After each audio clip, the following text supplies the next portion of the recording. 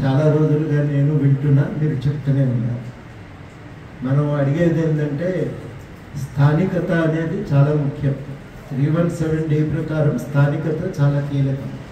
కానీ స్థానికతను పక్కన పెట్టి సీనియారిటీ ప్రాతిపదికన ట్రాన్స్ఫర్ చేయడం కరెక్ట్ కాదు అని మనం అడుగుతూనే ఉన్నాం, కానీ దానికి సమాధానం చెప్పిన వాళ్ళు లేరు. చాలామంది చాలా రకాలుగా ఇబ్బంది పడుతున్నారు.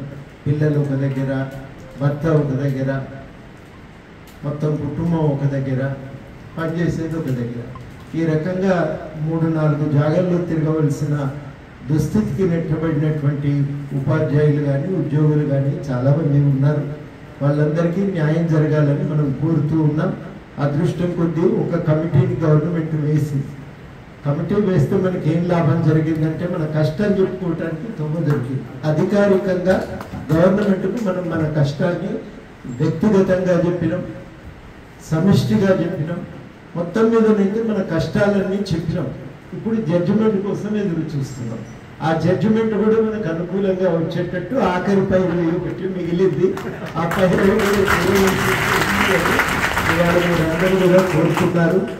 ఆ ప్రయత్నం తప్పకుండా హర్షవర్ధన్తో కలిసి ఒక ప్రయత్నం చేసి మనకు పూర్తి సంపూర్ణ న్యాయం జరిగే విధంగా ప్రయత్నం చేస్తామని మీ అందరికీ హామీ ఇస్తాను.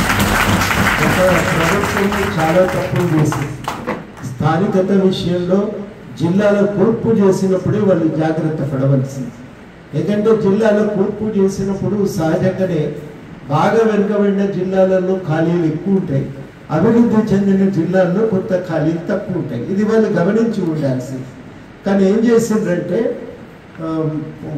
దానికి ఎల్లకబుల్ పోస్టులకు వాళ్ళు సీలింగ్ పెట్టిండ్రు. ఆ సీలింగ్ ఎట్లా పెట్టిండ్రో కూడా నాకైతే ఇప్పటి వరకు అర్థం కావటం లేదు.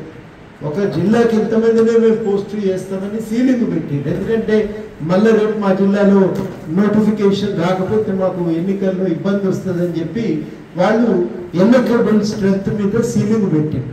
ఆ సీలింగ్ పెట్టడం అన్ని సమస్యలకు కూడా మూల కారణమైంది. ఆ సీలింగ్ తీసేసి స్థానికతకు రికగ్నిషన్ ఇచ్చి ఉంటే అవసరమైతే కొంతమందిని సూపర్ న్యూమరీ కింద పోస్ట్ చేసి ఉంటే సరిపోయేది. అది కూడా 3-4 జిల్లాల సమస్య. ఆ సమస్యను మొత్తం 33 జిల్లాలకు అంటగట్టి ఇవాళ ఇంతమందికి సమస్యను సృష్టించడం అనేది అన్యాయం. దీన్ని తప్పకుండా న్యాయం చేకూర్చడానికి ప్రయత్నం చేస్తారని ఈ సందర్భంగా హామీ ఇస్తున్నా.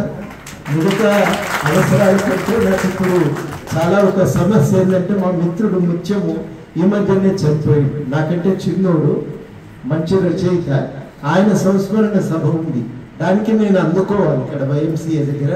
దానికోసమే అప్పటి నుంచి తొందర పెడుతున్నా. మిత్రులను ఈ అవకాశం ఇచ్చిన మీ అందరికీ